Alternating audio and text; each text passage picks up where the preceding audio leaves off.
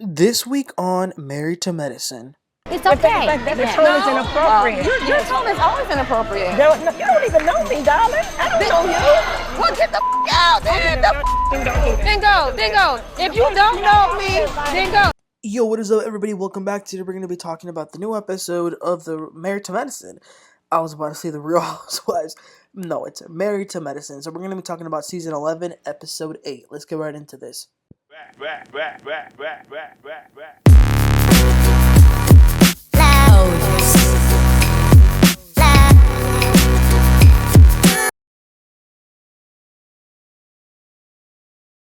So we begin the episode seeing just little clips of every one of the women kind of just in their house doing their thing. We see a scene where Toya is in the kitchen and Eugene is getting ready to go to work, and their little boy Ashton is there.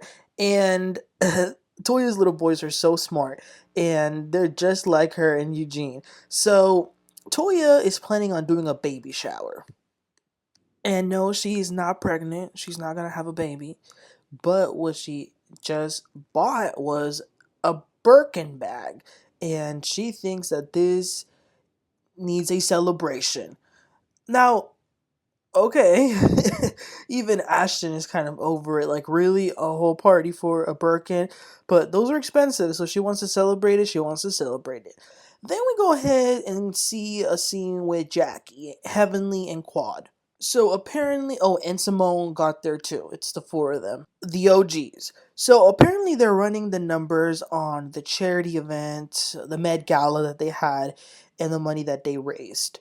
Now remember, the goal was set to be $100,000. They were only able to raise about 47, like something, not even half of the money. Phaedra went ahead and said that she was going to take care of the rest. So the ladies are doing their little calculations, and they say that Phaedra owes $50,000.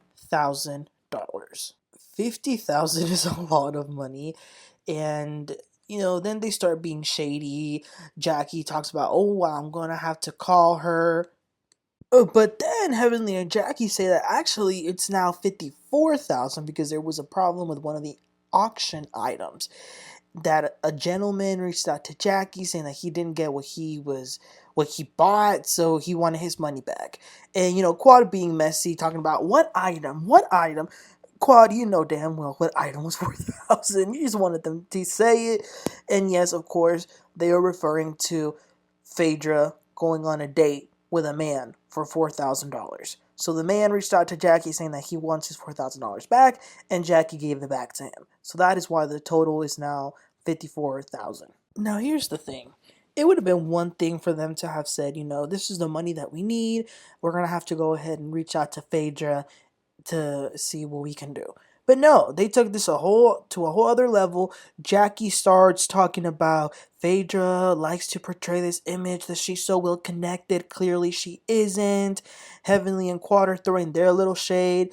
Simone then, okay, I have to admit, I did think it was pretty funny when she said she was on the phone, like I said, pretending to be Phaedra, like for whenever Jackie made the call, and she said, $100,000. Did I mention that I'm here in Cali for the award show? Did. I got so many offers. Okay. But listen, Jack, it was great talking to you. Hey, take care. Bye-bye. Okay.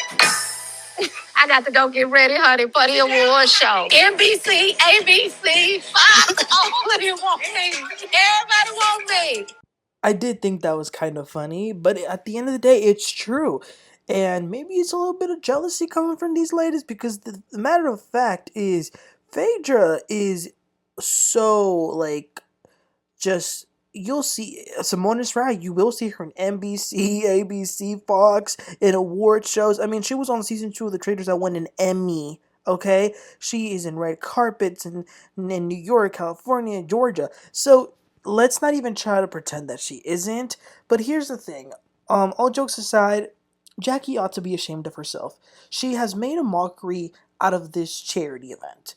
Who the hell plans a charity event that, to be honest, was pretty lackluster? It wasn't that big of, like, the event itself, the production wasn't producing, okay? It wasn't.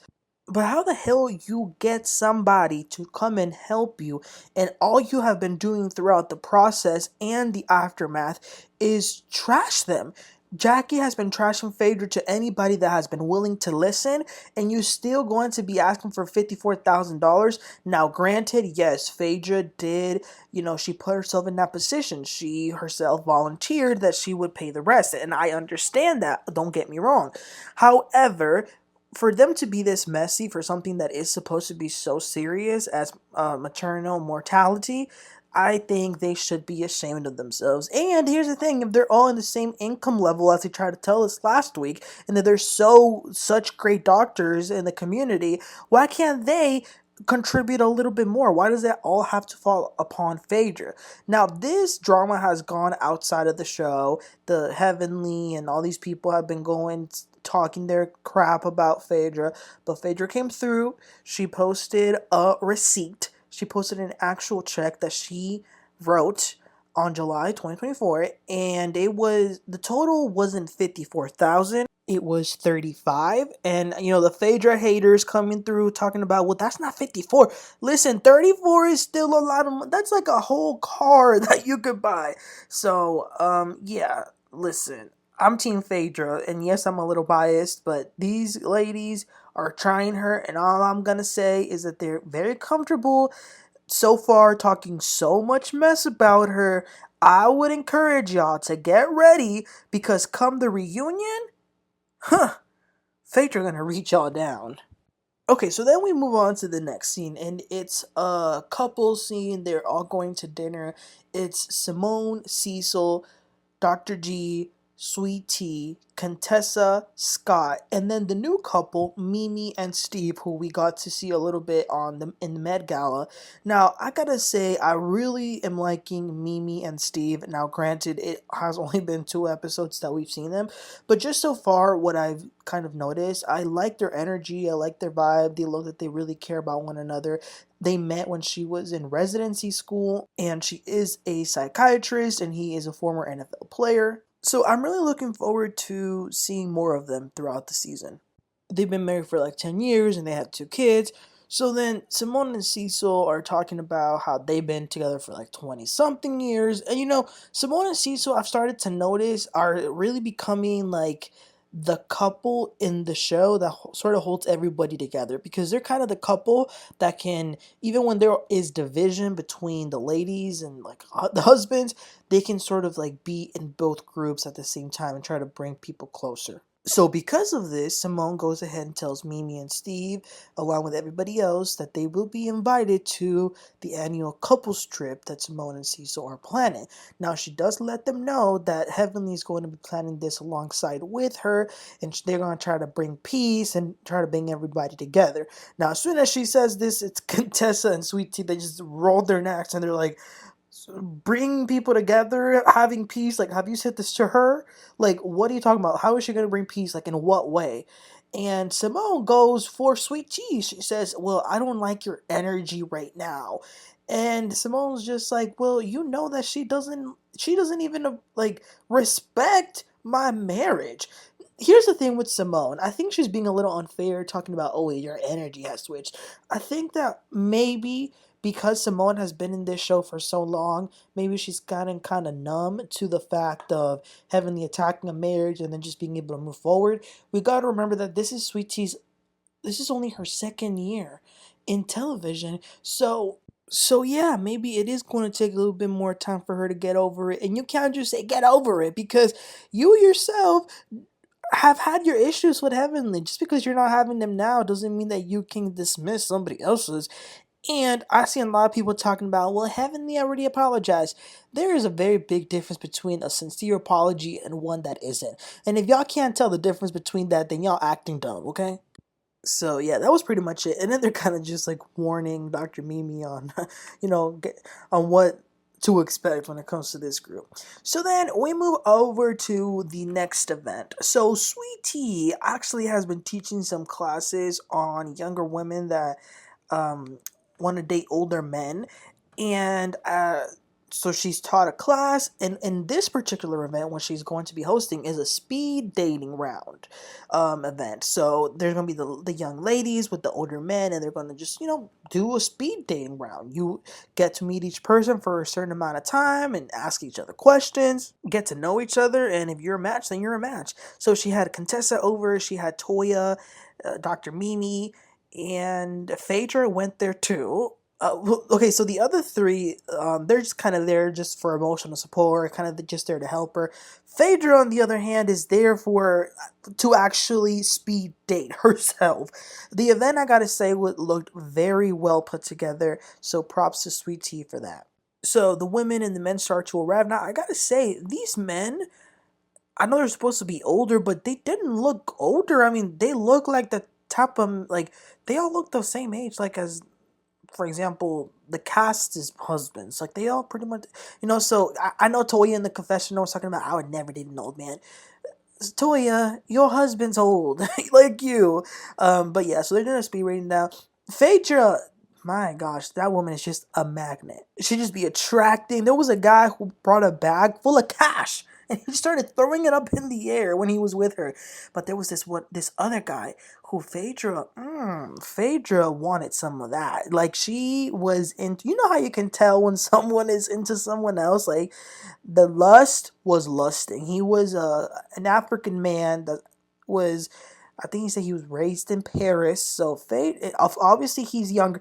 Now Phaedra talking about, I want to go younger now. I said, Phaedra, you were married to a younger guy, Apollo. Maybe you should go a little older. But no, she was really into this guy, and he is into her. So everything is going pretty well. And then Simone gets there because she had been invited, but she brings along with her a +1, Heavenly. Sweet Tea did not know about this. She was blindsided. Both Sweet Tea and Contessa were shocked that Heavenly was there, and Sweet Tea even says to Simone, you should have told me they were going to bring her. So Sweet Tea says, I guess I'll go ahead and just have a conversation with Heavenly. So they go to sit down, and Sweet Tea says, we've been needing to have conversation. Obviously, there was some stuff said on social media that I didn't like, and then, of course, Heavenly has to then hit back and say, well, with me as well, there was things that I didn't like. So just when you start already being defensive like that, it's going to make the other person get all defensive as well. So when Sweet Tea says something, then all of a sudden Heavenly, again, just like Simone earlier, starts talking about, well, I don't like the tone that you're using. So then Simone approaches, and Dr. Mimi comes.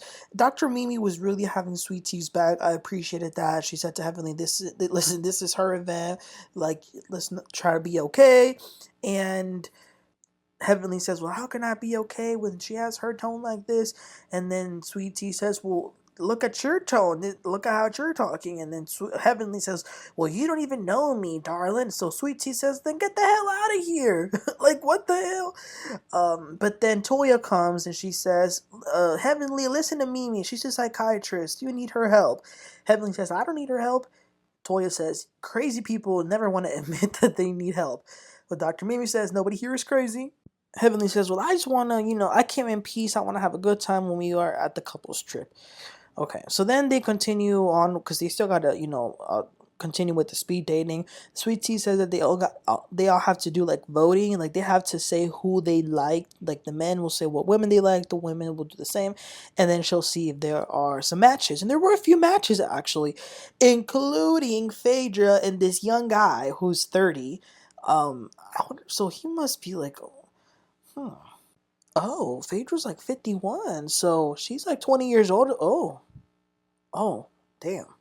I didn't even realize that. Yeah, but they matched, and he grabs her and lifts her up in the air and all that. So, overall, it was a nice event. I like that Sweet Tea did this. It looked like it was fun, a fun idea. Now, here's the thing that happened, you guys. This wasn't filmed, but apparently after this event, the ladies decided to go to the club. And apparently, Sweet Tea and Heavenly actually had a bit of fun at the club. Heavenly says that she spoke to Dr. G a while and apologized.